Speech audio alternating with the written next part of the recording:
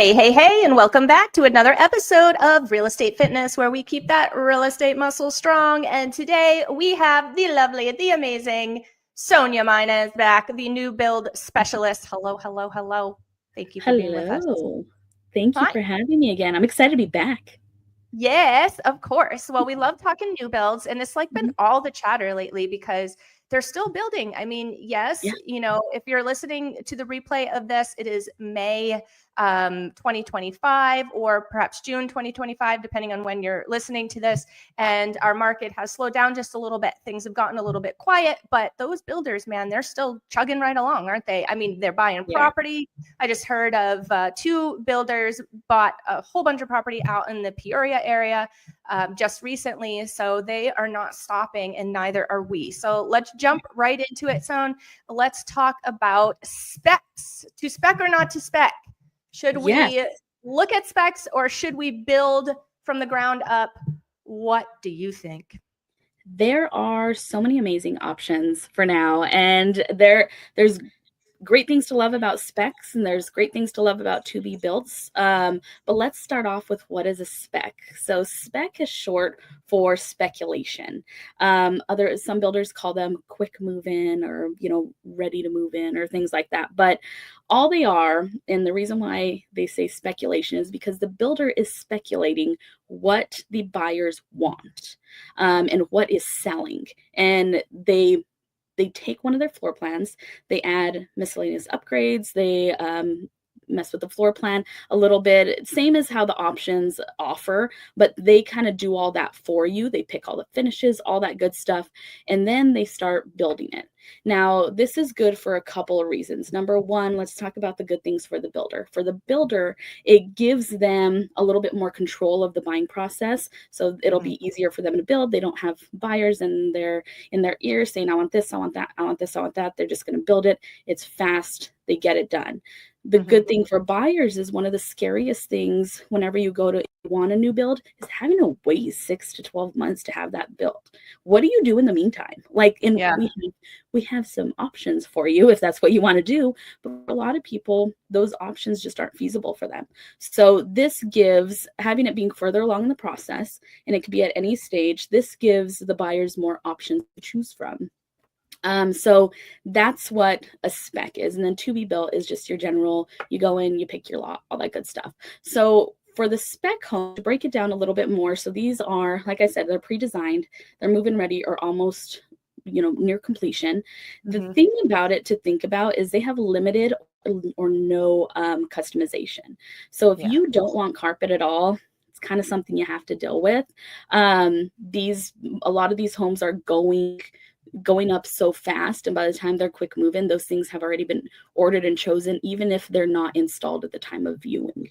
There are some builders who we could kind of, depending on how desperate they are, we could kind of sweet talk into. So we could always ask, like, hey, can we switch out and just extend the tile into here? Can we add, add this or add that? The one things that are absolute no's, because it affects permitting, is structural things. Like you can't add an exterior door. Interior door you can add, but like exterior door, you can't add that. Making windows bigger, those kind of things, not going to happen. So those you will have to do post close.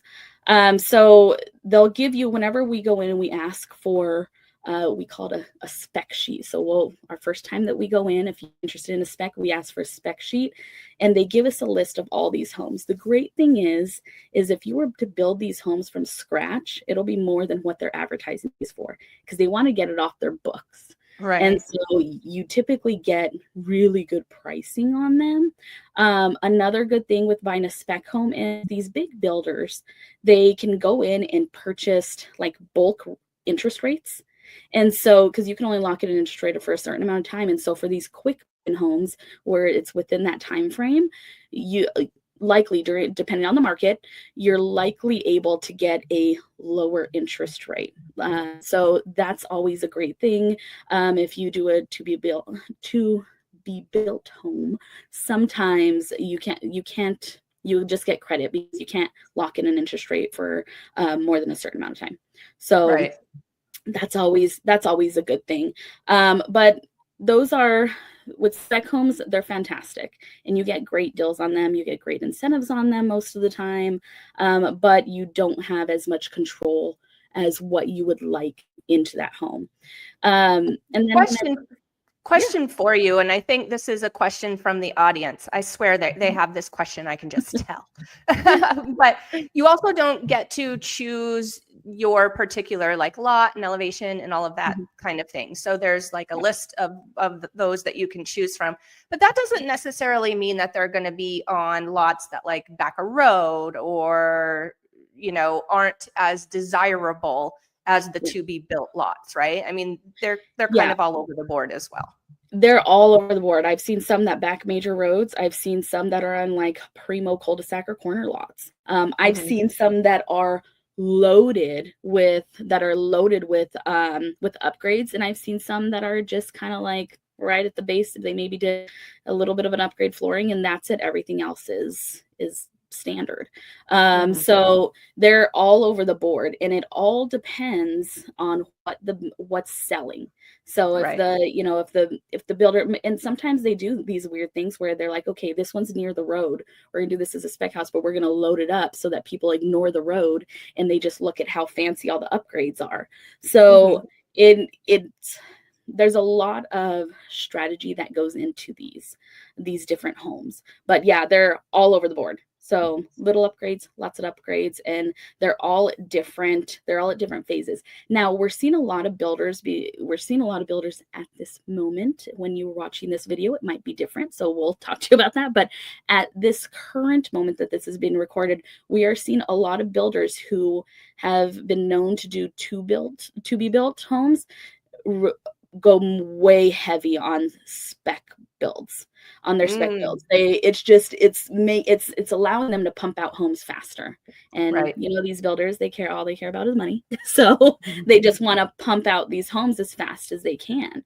So that's, you know, having those spec builds and they're going really fast, and then tying them to any incentives, it makes them way, you know, it pretty much takes away the whole competition of any resale homes, depending on what incentives they have, which is fantastic. So it's a really great option. And if they don't do spec, something kind of in between to be built and spec homes, and it's more a to be built, but they've kind of tailored, like there's some builders, like take for instance, like Ashton Woods. What Ashton Woods does is they have packages of their finishes. So they have like package A, package B, package C. And so they pick your flooring, your cabinets, just all of your finishes, your hardware, and they put it in a package. And they have all these different packages, and you can't mix and match. So it still makes the process very quick for the builder, but it still gives the buyer some control, which is really nice. So, yeah, and for people like me, like I get really overwhelmed with a lot of choices. I kind of like that, because you know that somebody that, you know, is good at this put those particular colors and those materials together, right? So you know that there's been some professional opinion here. And because, you know, sometimes when you pick something, you're not overly sure what it's going to look like when it's installed.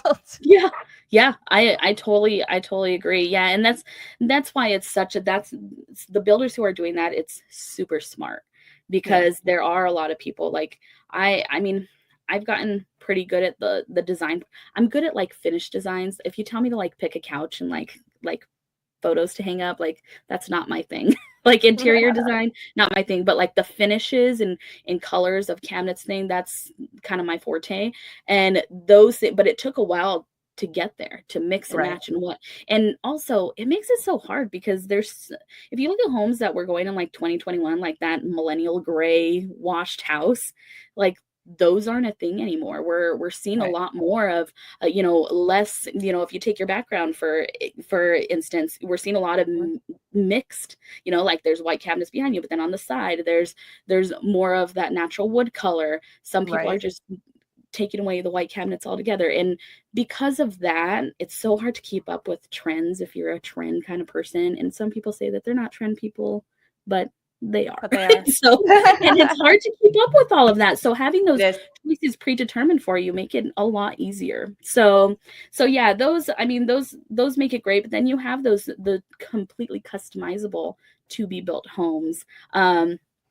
A lot of builders are calling them semi-custom homes, where you can go and you pick everything. It is overwhelming, but it is nice to make that, those kind of cookie cutter homes feel a little bit different, because there's all the inside things, and then there's also outside. You have your elevations, and elevations are how the outside of the house looks.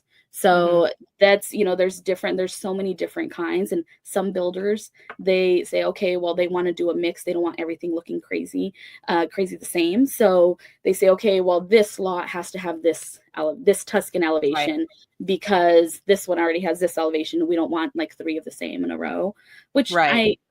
I appreciate builders doing that. I like that. Yeah. So it makes it a little bit less like the same.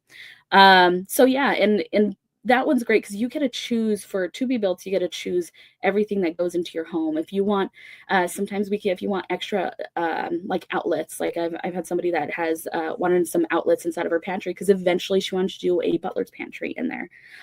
There's things that you want that are a little bit extra. You can add surround sound in there. You can convert like a 3-car tandem garage into like one of the tandem part into a bedroom, convert a den into a bedroom. You can do a teen room. So there's a lot more options when it comes to be built, but it does take time, because since you're doing all those structural things, then it still has to go through permitting. And right now, because new builds are so prevalent, like people are just pushing onto new builds, the times for permitting are I've seen some that are like as much as like 4 months for just to get permitted. Some of them are a little bit more, which is crazy. So if you have that time though, and you could build your dream home like that, that's fantastic. Because some people want custom homes, but they also want that community feel. They want those amenities. So that to be builts are a great way to do that. It also puts you in a step up where, even if you do buy a little bit later in that community, because your home is not as cookie cutter as the rest, it helps your values quite a bit. But there are some, and we could talk about this whenever we go through our orientation with our buyers. We could talk, and they want new builds. We could talk about like, hey, is it smarter to throw the flooring in now, or to wait a couple of years and do that later? Like because there's different options that it's like, you don't want to change your pendants in your kitchen for, $2,000 when you could do that for $300 after the fact. So there's always a higher cost on builder upgrades, because they need to make money too. So it just absolutely. And another plug for having a good experienced realtor with you is that you can look at those things and make those decisions. Hey, I'm just going to get builder grade pendants for now, because the ones that I really want are way less at Home Depot, or way less at, insert favorite store here, than having the builder install them. And I know, because I know you, that is a giant conversation that you have with our clients. And I like cringe when I hear that other people don't have those conversations, because that's a big one. Yeah. Yeah, because you get because these do add to your purchase price, right? And so it could be, you could fall in love with this home, and then by the time you're done with your incentives, you could be, your base of your home could be, let's just take one that I went to go see the other day in a community. The base of that home was $775, but then the specs they were selling with all their upgrades, which were on a discounted deal, were over $1 million. How crazy is that? Like these, they add up. They definitely add up, all of these upgrades. So it's definitely something to think about. Which ones should you do now? Which ones should you do later? So you just really know like when is a good, when to choose which between spec build or between spec and to be built. So like spec homes are great for relocating buyers, investors, first time home buyers that just want something turnkey. It's great for them. That's super. It's people who don't have a place to live, and they don't want to rent for a year while it's being built. Spec is perfect. If you want to kind of kind of tailor your dream home or be like really full time, which you know, where you don't ever want to move again, then, you know, doing a to be built is fantastic, super fantastic option. So yeah, but it will, you know, and it depends on person, because you could do your dream home as a spec build too, depending on what upgrades you want to put in it. So yeah. True. Awesome. So, well, thank you again for being here with us and having yet another very important conversation about new builds. Our new build specialist, Sonia. We appreciate you. Of course. Thanks, guys. Bye. You are so welcome. And guys, if you want to check out any of our previous episodes, and I highly suggest that you do, hop on over to our YouTube channel. It is at Team EvoAZ. That's our handle. If you prefer the podcast style, maybe you run a lot, bike a lot, hike a lot, or drive a lot in our case, yes. Then over on your favorite podcast platform, do a quick search for Arizona Real Estate Radio. There you'll find us in all of our shows. Do all the things like follow, download, notify, rate, and review. We appreciate that. And we will see you next time. All right.